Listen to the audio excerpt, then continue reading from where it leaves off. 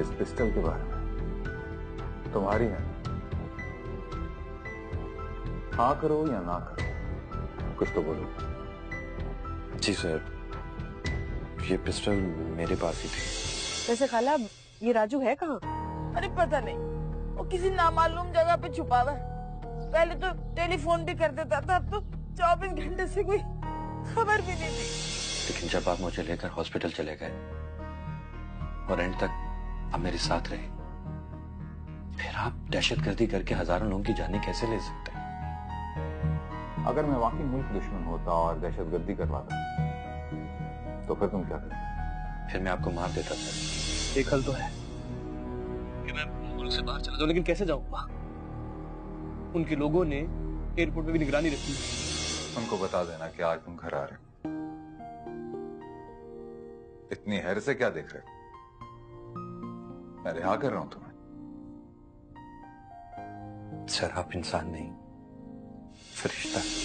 उन्होंने बस पूछगछ के बाद उन्हें घर जाने की इजाजत दे दी है।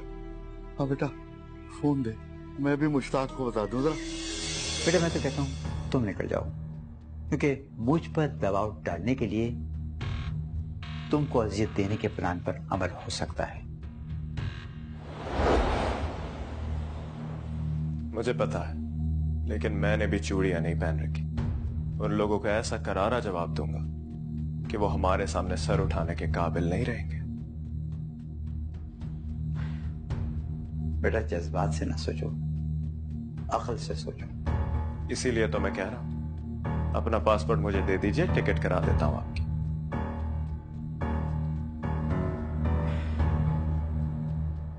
Thank you very much sir, आप बहुत याद आएंगे। सर आपके एहसान का बदला मैं कभी नहीं भूल सकता। सदा खुश रहो। Thank you sir. असद, तुम्हें क्या लगता है कि तुम बड़ी आसानी से घर पहुंच जाओगे? तुम्हारी जान को कोई खतरा नहीं है, तुम्हें कोई कुछ नहीं कहेगा? सर खतरा तो है, लेकिन घर भी तो जाना है। जो दो लोग मेरे साथ थे वो मेरे लिए खतरा बन सकते हैं। सही कहा तुमने। मैं तुम्हारी सिक्योरिटी के लिए 2 गार्ड्स तुम्हारे साथ भिजवा देता हूँ, तुम्हें खैरियत से घर पहुंचा देंगे। Thank you sir. अपना ख्याल रखना सर।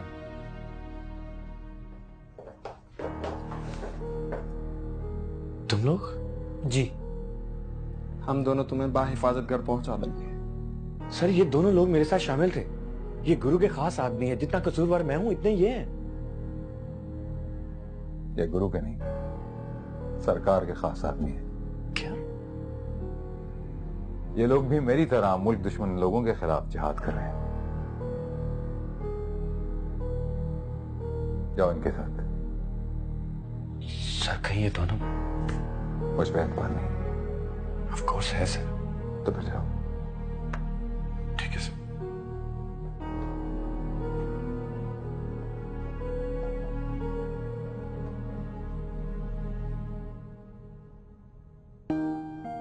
हमें देख के घबरा गए थे क्या? घबराया तो नहीं, हैरान जरूर हुआ। मैं तो तुम लोगों को जराइम पेशा इंसान समझता था, मगर तुम दोनों तो अपनी जान हथेली पर रख के इस मुल्क की खिदमत कर रहे हो। जज्बा तो तुम्हारा भी काबिल तारीफ है, और हमें पता था कि तुम एक अच्छे इंसान हो और कभी भी किसी बेगुनाह आदमी को नहीं मारोगे। तुम लोगों ने मुझे पहचान लिया, लेकिन मैं तुम लोगों को पहचान ना सका। यार तुम अपनी छोड़ो, वो इतने बड़े गुरुजी और उनका बेटा आज भी हमें अपना वफादार समझते हैं। और अगर उनको तुम लोगों के बारे में पता चल गया तो? अगर तुम नहीं बताओगे तो कोई नहीं बताएगा।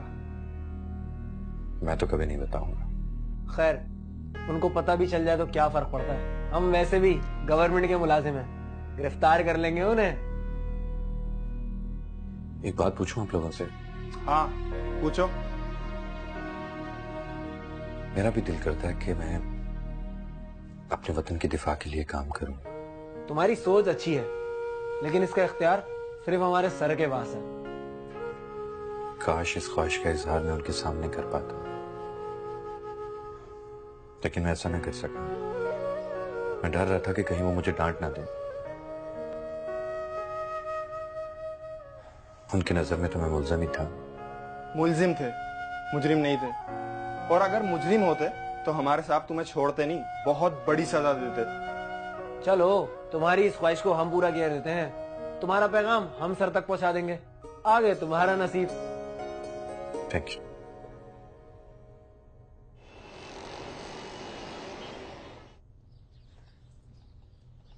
लीजिए। तो आंटी आपने चाय क्यों बनवा ली? लैला ने बनाई है, अब तो आपको पीनी पड़ेगी। पियो बेटा पियो। ए लैला, ए बेटा अपने अब्बा को फोन तो करो, पता करो कहाँ रह गए। मुश्ताक कब से इंतजार कर रहा है। अम्मी करती हूँ अभी। नहीं, मेरे ख्याल से रहने थे कि मैं आया था कि अंकल के साथ जाऊंगा असद को रिसीव करने, लेकिन जब अंकल को भी नहीं पता तो हम क्या कर सकते हैं कि असद को कहाँ रखा गया है। मैं देखती हूँ। देखो बेटा कौन आ गया, लगता तुम्हारे अब्बा आ गए। अस्सलाम वालेकुम। अम्मी असद आ गए। असद, वालेकुम। मेरा बच्चा, मेरी जान, शुक्र अल्लाह का, शुक्र अल्लाह का। तुम सब ठीक तो है ना? अम्मी मैं बिल्कुल ठीक हूँ। अब कैसा है मेरे दोस्त? मैं ठीक हूँ, तुम अपना हाल बताओ। मैं बिल्कुल ठीक ठाक, फिट फाट, बल्कि हशाश वशाश। देख लो बैठो।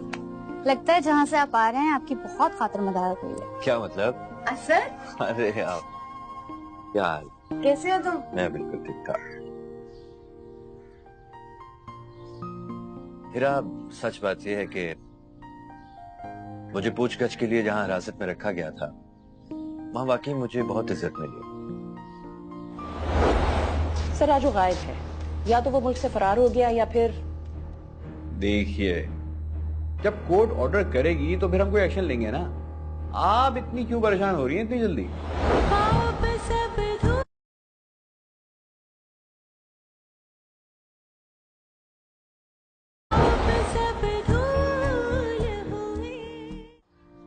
लेकिन जिसकी गाड़ी से तुम्हारा एक्सीडेंट हुआ था उन्हीं लोगों ने तुमसे इन्वेस्टिगेशन की। मुश्ताक, असल बात यह है कि वो लोग इस मुल्क की सबसे अहम एजेंसी के लोग थे। उन्हें मुझ पर शक था, इसलिए उन्होंने मुझे अपने पास रखा। खुदा के लिए अपनी जिंदगी से एडवेंचर निकालो और ऐसी जिंदगी गुजारो जैसे अम्मी अब्बा चाहते हैं। जैसे अम्मी अब्बा चाहते हैं? क्या तुम वैसे जिंदगी गुजार रही हो? बोलो। क्यों? मैंने ऐसा कौन सा काम किया है जो अम्मी अब्बा की मर्जी के खिलाफ है? अम्मी अब्बा चाहते हैं कि तुम शादी कर लो, तो क्या तुम शादी कर रही हो?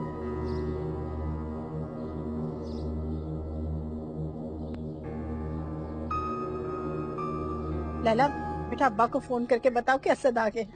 जी।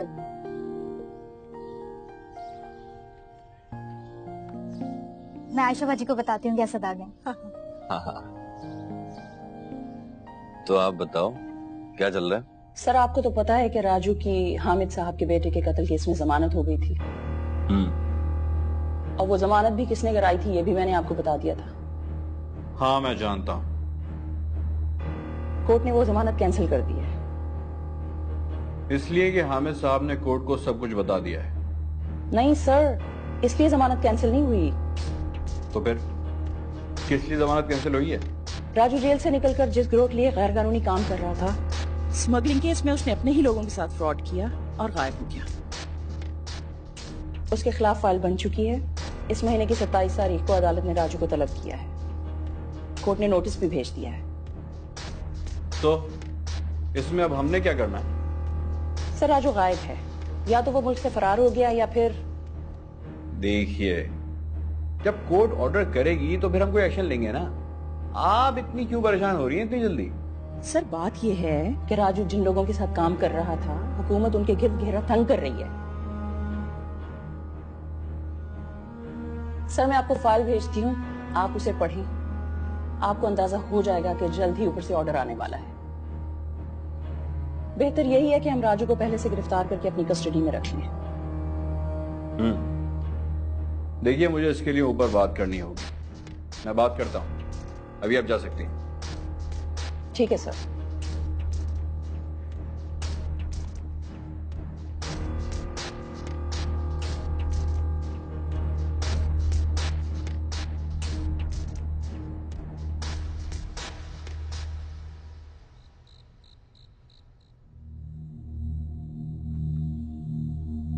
Diary,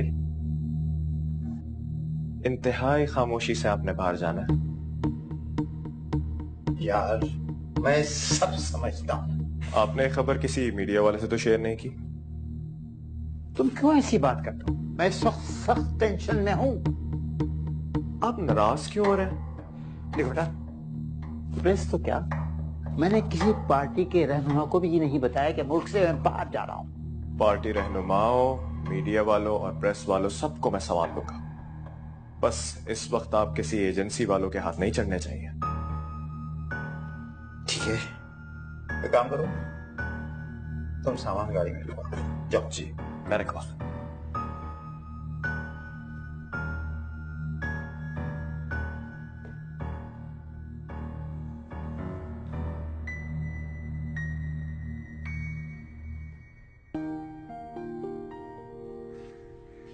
thank you.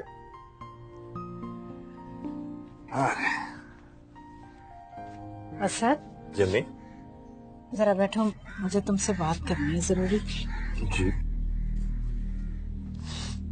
अरे बेटा, वो आपा बार बार तुम्हारा पूछ रही हैं, तुमसे मिलना चाहती हैं। अम्मी, मैं खाला के लिए क्या कर सकता? बेटा उनकी बात तो सुन लो, हमारे सामने तो खुलकर बता नहीं रही, बस यही कही जा रही हैं कि गुंडे बदमाश उनके बेटे की जान के दुश्मन है।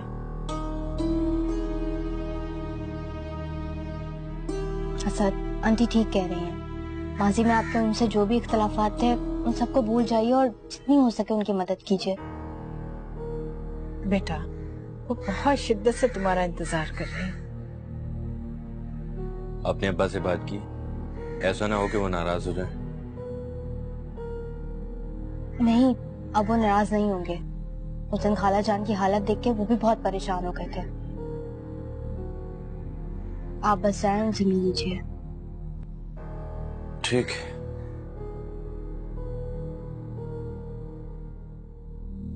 दरवाजा खुला छोड़ा हुआ था। अरे अपा,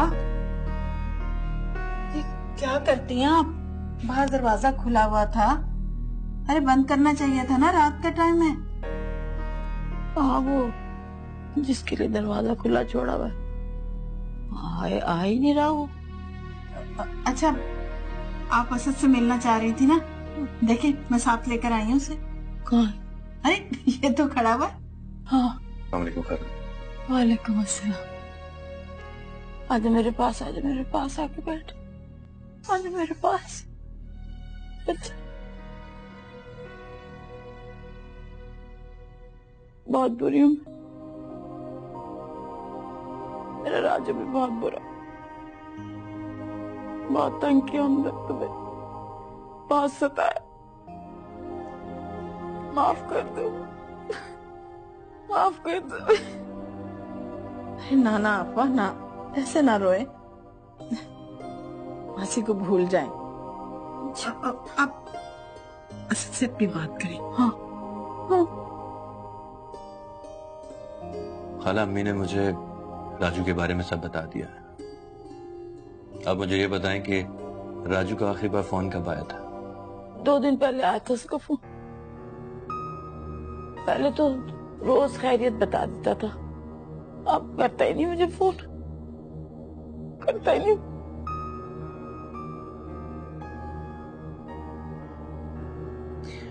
हौसला करें खाला।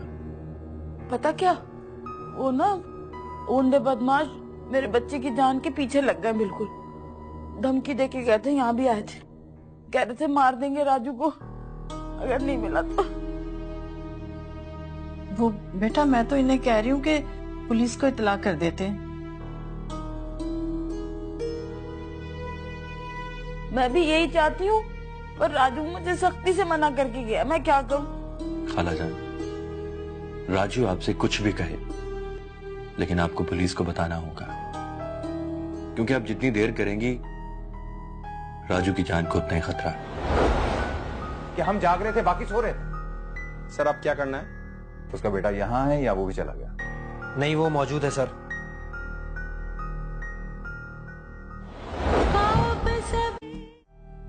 तो ये तुम नहीं राजू को तलाश कर सकते मेरे?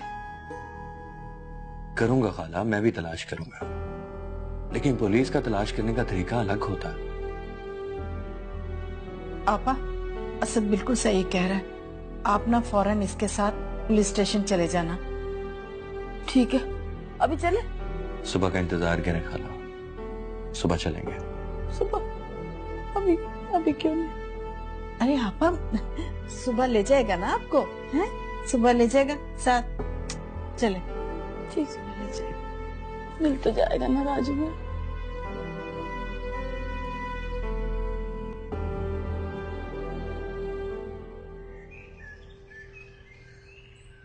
असद, ओ असद बेटा।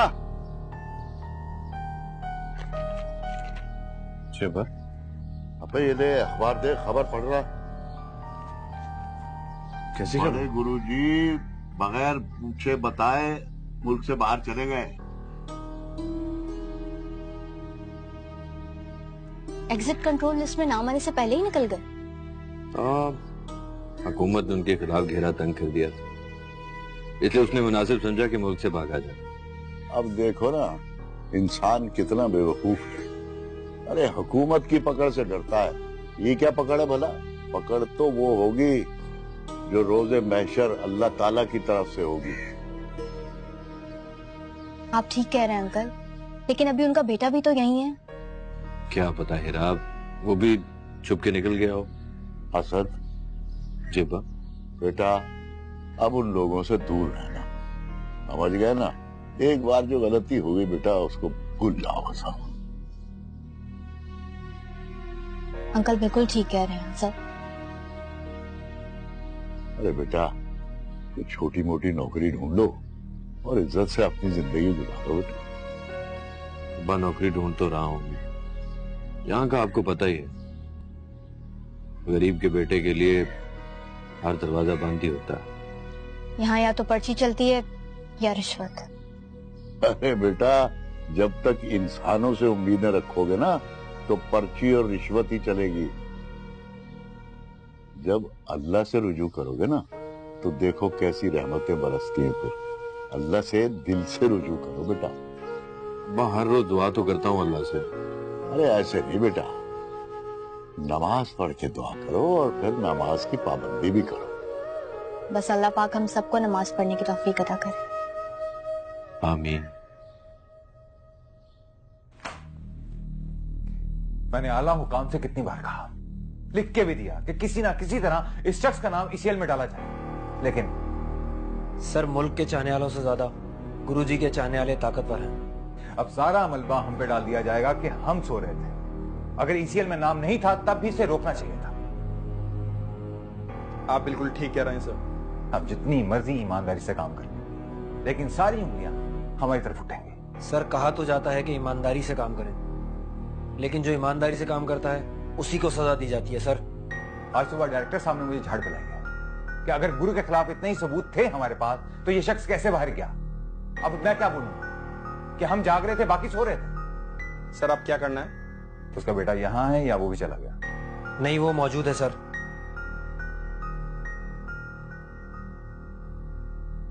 उस पर नजर रखो, उसे यहां से भागने नहीं देना। सर वो अपने बाप से भी 4 हाथ आगे, लेकिन बाप से कम तजुर्बाकार। सर आप ठीक कह रहे हैं, लेकिन वो जब चाहेगा मुल्क से चला जाएगा। मैं जानता हूं कि वो बहुत बाज़ है, लेकिन हमें अपना फर्ज पूरी ईमानदारी से निभाना है। ठीक है सर। Okay sir.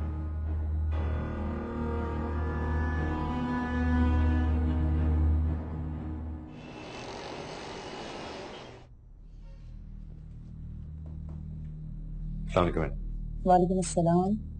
मैडम, मेरी खाला आपसे मिलना चाह रही थी। आइए, तशरीफ रखें। बैठिए।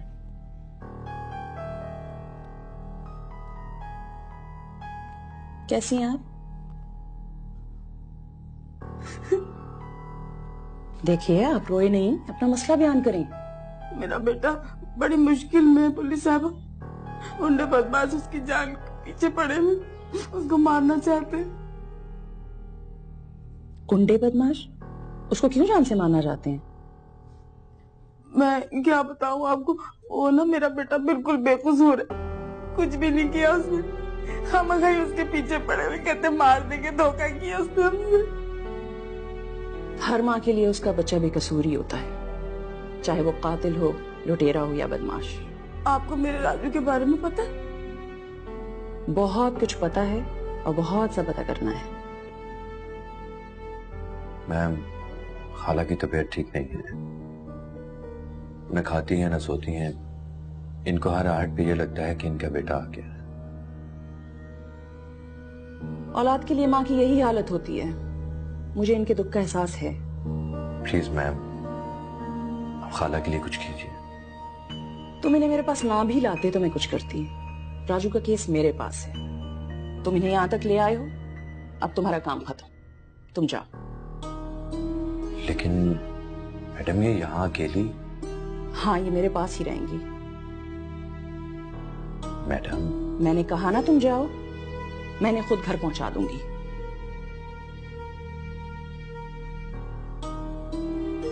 जैसे आपकी मर्जी। मुझे इनसे कुछ मालूमात लेनी है। आप मेरे साथ ऐसा सलूक करेंगी? आपके साथ कोई ज्यादती नहीं होगी, बस मुझे आपसे कुछ बातें पूछनी है। आप मेरे बेटे को बचा लेंगे ना? बचाने वाली जात तो अल्लाह ताला की है, लेकिन मैं अपना काम ईमानदारी से करूंगी। अब तुम जाओ। ठीक है। नहीं, कल आप बैठे, कुछ नहीं होता। नहीं चलिए।